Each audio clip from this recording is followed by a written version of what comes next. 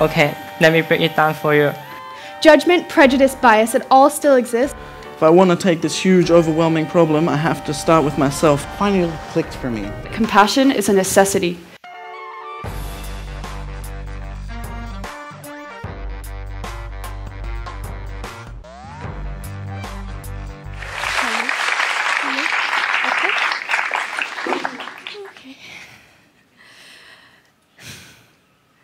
When I chose my greenstone topic, I didn't expect it to be controversial.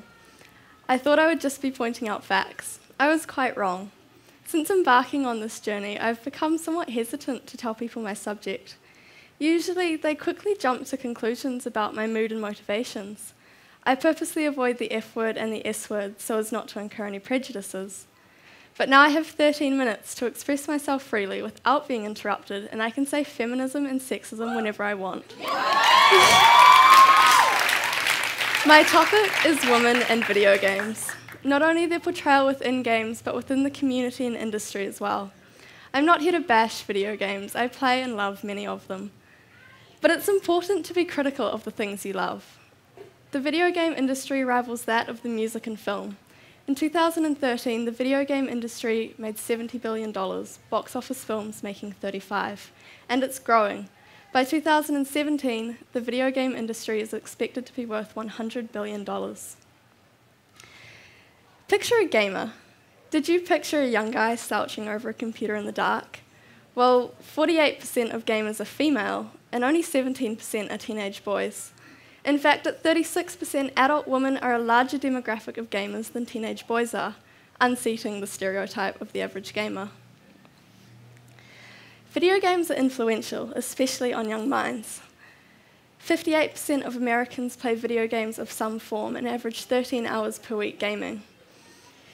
If gaming is our modern-day media, we should be paying attention to what messages are being conveyed.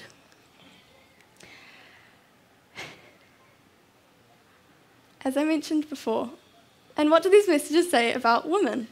As I mentioned before, nearly half of all gamers are women, yet 81% of modern games provide only male protagonists. 15% allow for a choice of genders, while only 4% are exclusively female. Popular games like Portal, Tomb Raider, and Mirror's Edge leave no doubt that female leads can be just as successful as male ones. Mass Effect 3 was a major game released in 2012. The player is a character called Shepard and can be male or female. The female voice actor was widely acknowledged as being more compelling than the male. However, all of the game trailers, posters, game covers, and general depictions feature Shepard as a male.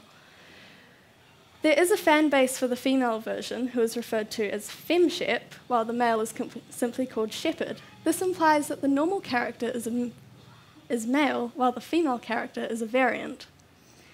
The portrayal of these rare female characters is another matter entirely. Female armour is extremely impractical for battle and is often called a chainmail bikini. If her body is actually covered, it will probably be skin tight and leather. When a female character wears plate armour, there are usually defined spaces for her important, enormous breasts, sometimes with little windows to see the necessary cleavage. This is game armour worn on male and female characters. It's the same item, but it depends on what gender your character is. In all media, women are sexualised, often to the neglect of their character, role, or functionality. When every female character is conventionally attractive, it flattens them out. There's no variety. It provides unrealistic expectations for everyone, both male and female. Likewise, it is often argued that male characters are held to the same unattainable standards. While it is true that male characters' bodies are exaggerated and unreal, it is important to note that they are designed to appeal to a male demographic, as are the women. The men that are created are supposed to be powerful and are usually very bulky and hypermasculine. This is not the female ideal of a man, but rather the male ideal of power. These magazine covers are designed to appeal to male and female consumers, and you can sort of see the difference. A female character is often limited to her gender and is a token female. This reinforces the idea that men are the standard.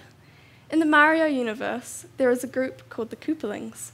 There are 7, but only 1 is a girl. Their designs are colourful and eccentric, alluding to their personalities. However, Wendy Cooper is dressed in a pink bow, pink heels, jewellery, makeup, and has a cell phone. This is not a personality. This is merely the constructed stereotype that identifies her as female, and there is no quintessential female personality. When women are actually included in games, they play a passive role. It's shallow and undeveloped and based around gender stereotypes. The role the women play are usually in relationship to a male character, whether as a wife, mother, sister, girlfriend, or daughter, and serve as incentive for development in his own storyline. Plots that feature women being kidnapped, killed, or otherwise victimised may appear to be about the woman, but it links back to the man and becomes about his mission to retrieve her or get revenge. The villain acts upon the woman, and the story becomes about the battle between the male protagonist and the antagonist, with the woman receiving very little actual screen time. The damsel in distress cliché is still used as a fallback plot device and is dependent on the belief that women are helpless and need rescuing. Princess Peach has been kidnapped and rescued by Mario 12 times in 12 different games. The one time she had a game made with her as the protagonist, her attacks were based off of her mood swings. Most violence in video games that is directed towards women is sexualized. Almost always carried out by a man, violence against women is used to both shock and thrill the audience.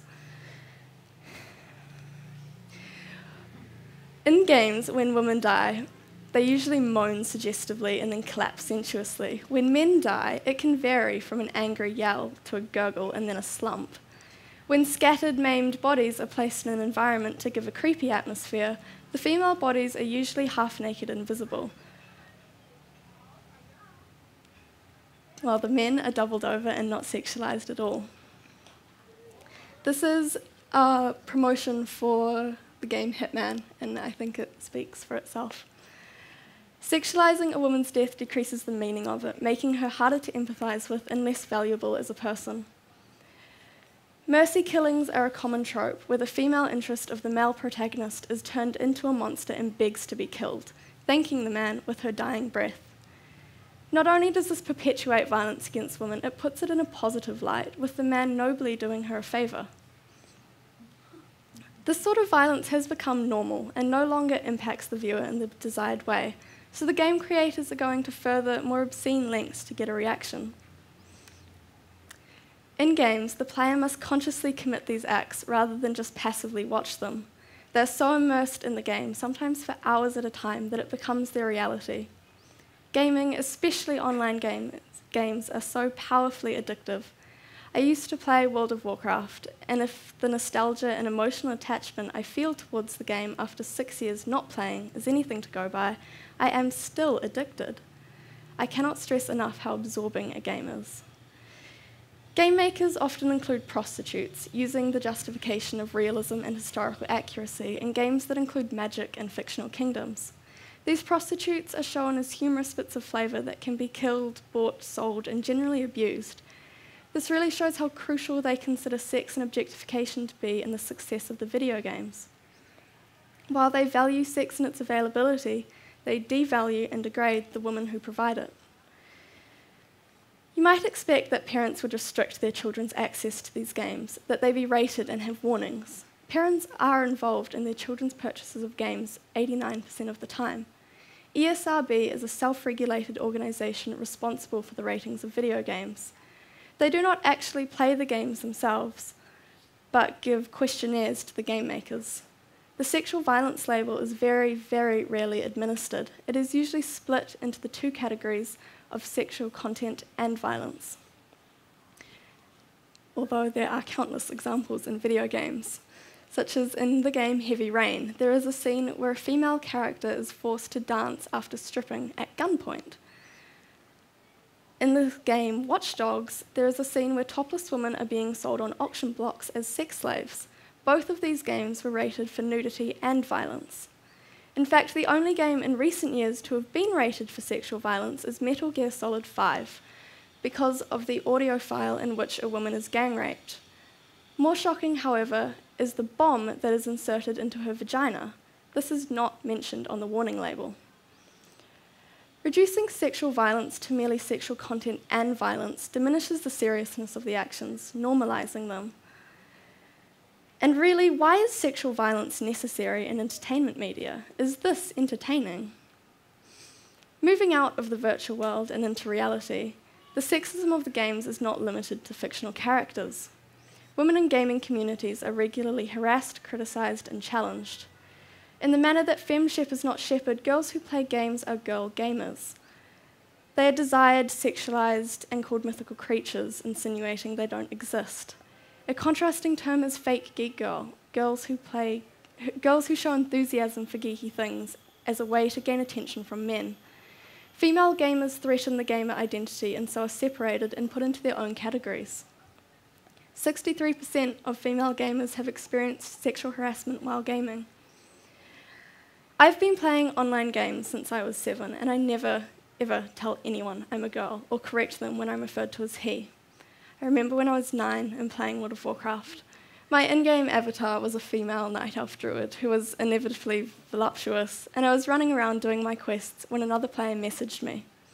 Amidst many babes, he asked me where I lived, and although I didn't answer, he persisted. Eventually, I replied with, "I'm a boy," and he quickly apologised and retreated. Apparently, my masculine persona warranted an apology. This is not an isolated incident. Unsurprisingly, I can't help but mention Grand Theft Auto. Grand Theft Auto 5 was released in 2011 and broke industry records as the fastest-selling video game of all time, earning $800 million on the first day and reaching $1 billion by the third. It is considered one of the greatest video games of all time and has won many awards. It has also been repeatedly criticised for its depiction of women and torture. According to GameSpot journalist Dave Cook, the women in the game are there to be rescued, shouted at, fucked, seen to be fucking, put up with, killed, kidnapped, and heard prattling on their phones or shopping. This is pretty accurate. In the game, the player can murder prostitutes to reclaim their money after hiring them for sexual services. Cook received responses targeting his masculinity, weakness, gamer cred, and complaining about the way men are oppressed, degraded, and victimised. This really highlights the hypersensitivity the game community displays towards criticisms of any kind. A repeated defence of the game is that the problem lies with the audience, that Grand Theft Auto 5 presents this misogyny in a cynical, satirical tone. To this I would say that misogyny isn't very funny, or maybe I just need to lighten up. This is official art from Grand Theft Auto 5. Although the proposal to make the game industry more inclusive to women seems to be a fairly reasonable one, it has been met with disproportionate emotional response. As it turns out, there are people who want it to remain a sexist, male-dominated industry. Gamergate is an online movement that revolves around the debate of sexism in video game culture. It is comprised of self-identified hardcore gamers who feel that their culture is under threat from feminists and outsiders. It started with Zoe Quinn, a game developer who released a free game about depression and dealing with it. The game was well received, but backlash developed amongst gamers who felt that the high ratings were unfounded. Over a year later, the online abuse had intensified to the point where Zoe Quinn was forced to leave her house after her address was posted online with accompanying threats of rape and death. Anita Sarkeesian is a video blogger who raised the issue of women in video games. Her video series is called Tropes vs. Women and is very informative and well-researched.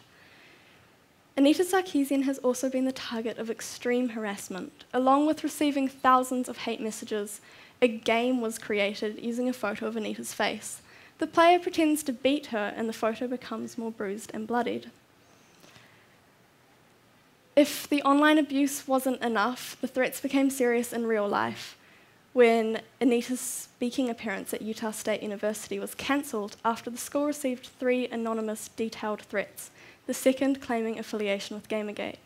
The initial threat alluded to the Montreal Massacre, a 1989 mass shooting motivated by anti-feminism. Anita has also been forced to leave her house.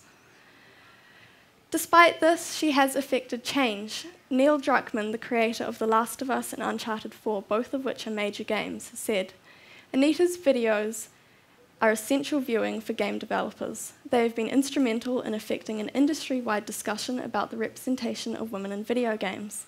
The series was influential in putting me on the path to create and write stronger, more complex female characters. The harassment has spread to anyone, including men with feminist or liberal ideas. When men are targeted, their masculinity is called into question, and they are often compared to women, implying femininity is bad.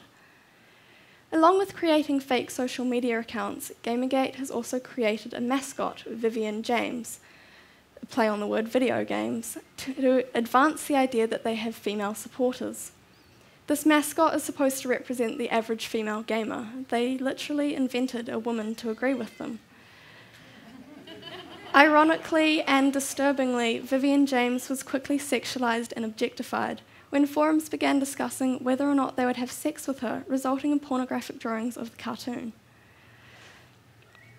Gamergate demands to be seen as an enormous market force, too big to be ignored, yet also as a persecuted minority.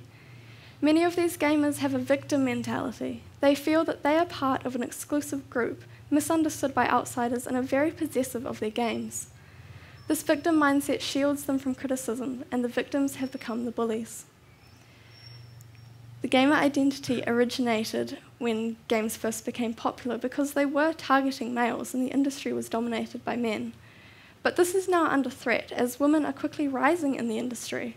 In 2009, 11.5% of the game development workforce was female. Today it is 22%. Gamergate is the ugly manifestation of the game community's resistance to change. People can anonymously hide behind a screen and post things they wouldn't dream of saying in reality, but they are saying it in reality. It is real. What if games included empowered female characters that gamers could identify with? Imagine if the games we played had positive role models, both male and female, and sent valuable messages. Despite how far we are from games like these, I somehow still love gaming. This is the industry I want to join, and I hope to become a game concept artist, even though I will only earn 74% of my male counterparts. This enormous media form needs to be held accountable. We can do better than this. If it reflects on our society and what we consider entertainment, I am saddened and disgusted. In terms of graphics and gameplay, video games have progressed exponentially. In terms of graphic content and the degrading messages they send, we have a very long way to go.